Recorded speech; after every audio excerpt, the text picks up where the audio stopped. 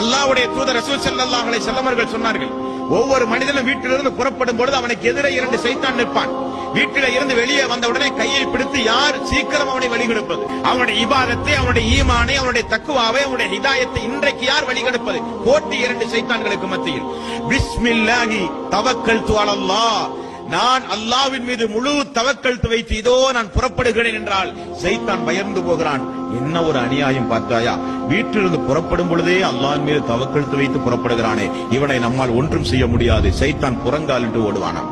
ரசூல் ஸல்லல்லாஹு அலைஹி வஸல்லம் அவர்கள் சொன்னார்கள், நோய் நொடிகள் நீங்க, துன்பங்கள் நீங்க. ரசூல் ஸல்லல்லாஹு அலைஹி வஸல்லம் அவர்கள் எவ்வளவு அற்புதமான துஆவை எல்லாம் அல்லாஹ்வுடைய தூதர் கற்றுக் கொடுத்தார்கள்.